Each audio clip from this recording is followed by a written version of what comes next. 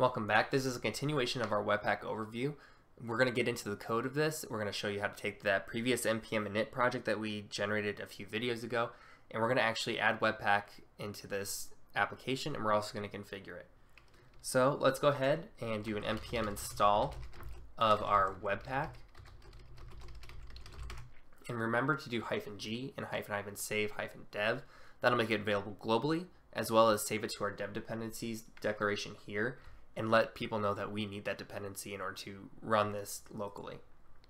So now that we've got that installed, we can verify that it installed correctly by typing Webpack. You can see it output how to use it, as well as output file name not configured. You can do all of this via parameters in the command prompt, but we're going to go ahead and configure this via a JavaScript file, and we're going to do that because it's more reusable. So to do this, we're going to use nodes module exports. So we're going to export an object that represents the configuration of our Webpack. To do this, we want to give it an output with the file name of, let's say, bundle.js. Remember, it's looking for the output file name, which we've now given it. So if you run Webpack again, you can see that it executes correctly, but nothing's generated. That's because we're not telling it to actually bundle anything at this point. So let's go ahead and tell it an entry point of .source index.js, and let's go ahead and create that.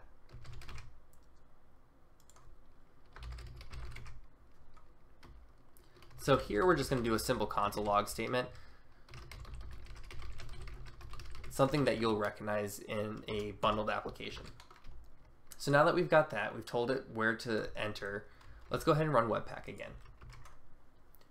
You can see now that it creates that bundle file that we told it to, and also adds an additional set of boilerplate on top of our code.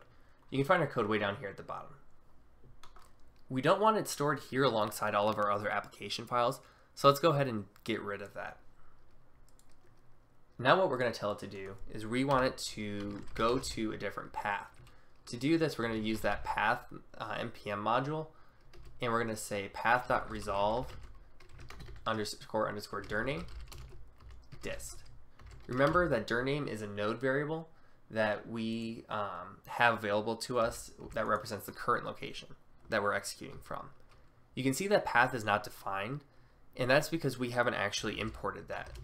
So we're going to say path is equal to require, which is Node's way of doing dependency management, and we're going to tell it to grab the path node module. Now we haven't installed this at this time, so let's do that.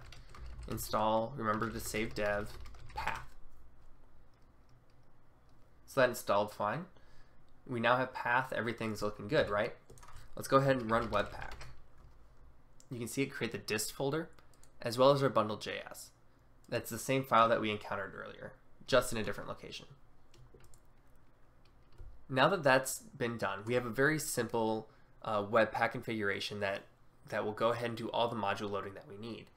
However, what we want to do is do a little intro into loaders. So we're going to give it the module property, and in that module property, we're going to give it loaders. This is a collection of our loaders that we discussed in the previous video. To start with, we're just going to do a simple Babel loader. So remember, we want to give it a test. For this test, we're going to look for file names that end with .js. So using JavaScript regular expression notation, we're going to tell it to look for .js. From there, we're going to tell it to use the Babel loader. However, that has not been installed yet, so let's go ahead and install Babel and all its dependencies. So we're going to do --save dev. There's no need for the G here. And we're going to do Babel loader, as well as Babel core. And we also need this other one called Babel preset ES 2015. ES 2015 is another name for ES6. I may not use them interchangeably, but they are. We'll get into what that does a little bit later. So go ahead and install that. It's going to take a little bit. Similar to Webpack, Babel actually takes a configuration file called .babelrc. And what we're going to do is we're going to declare a JSON object called presets and give it the collection of ES 2015. And I'm going to have to double check the notation for that just to make sure I don't mess up here.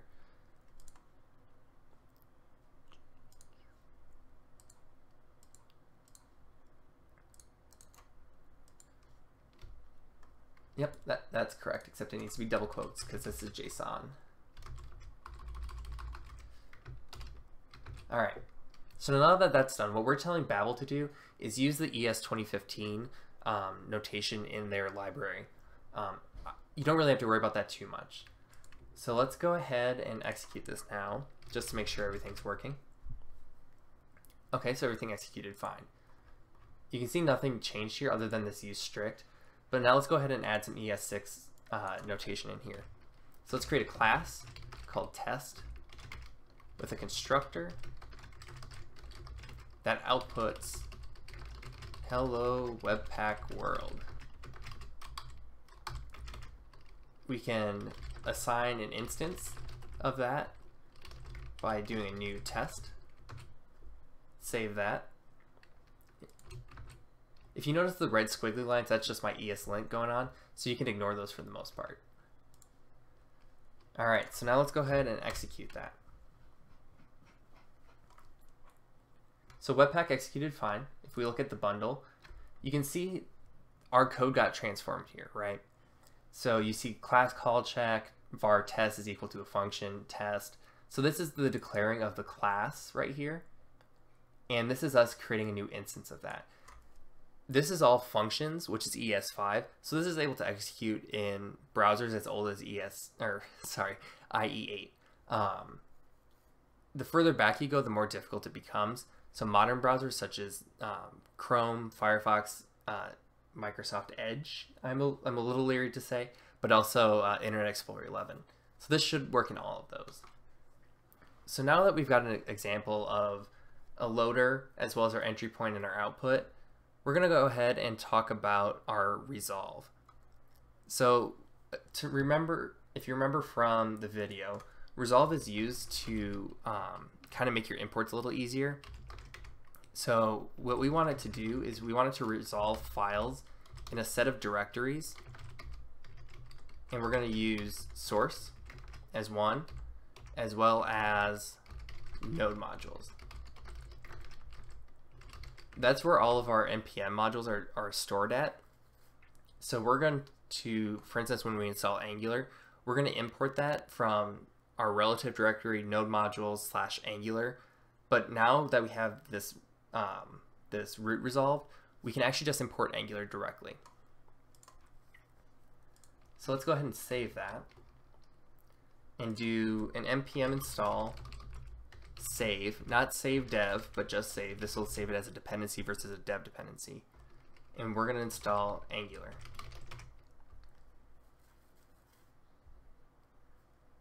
Now, so we're going to go ahead and we're going to import Angular from Angular, that being our node dependency that we just installed.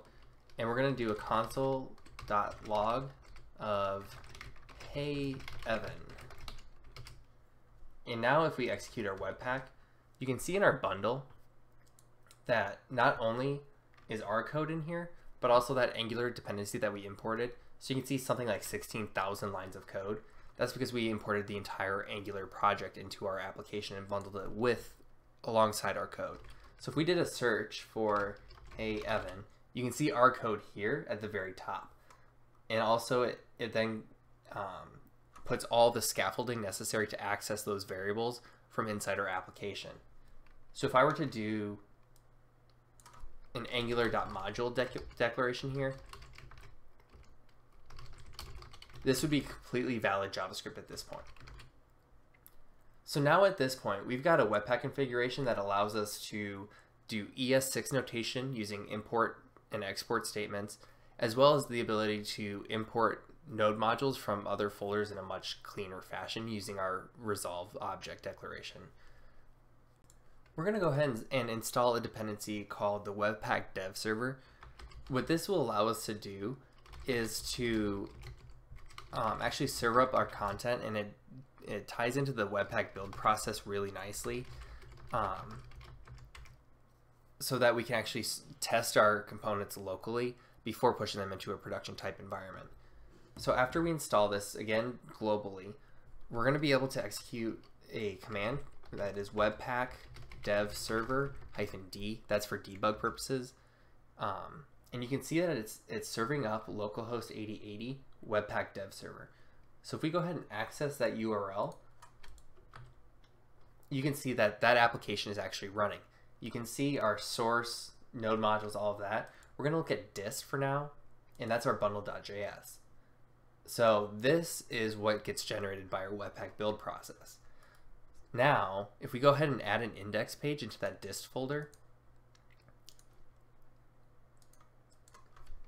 index.html, and put the standard HTML, and we're going to put head. And what we're going to do is we're going to add a reference to our script, which is a text JavaScript file, and we're going to give it the URL of bundle.js. It also helps if you spell it correctly.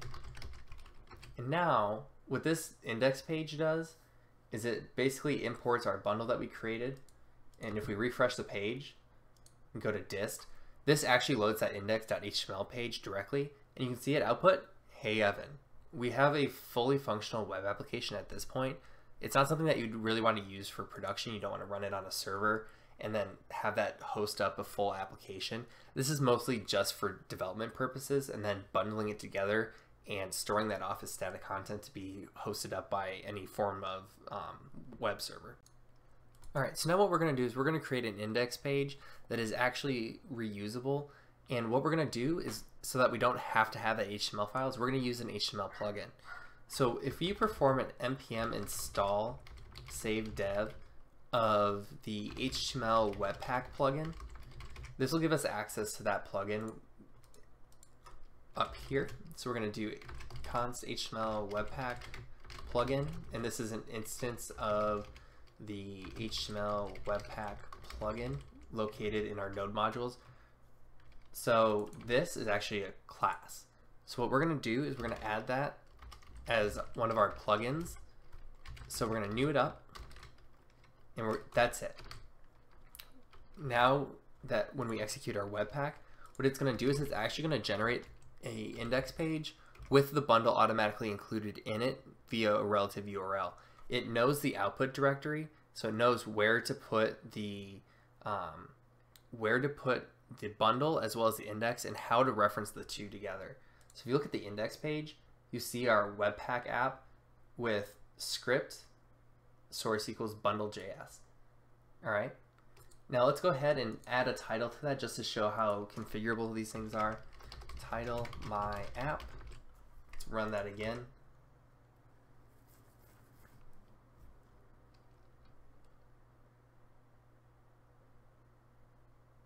All right, so now let's go ahead and load that up again. We got my app as our title.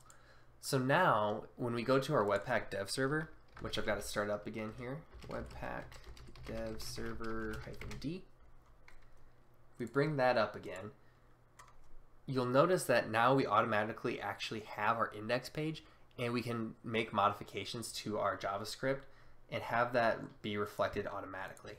So let's go ahead and load up our index.js file and do a console statement of hello world. You can see it actually executes Webpack when I modify that file, and it rebundles everything. So when you go back to your application, you can see the change live on your app. So it says hello world. If we were to modify it to say something else, you would see that reflected in the application.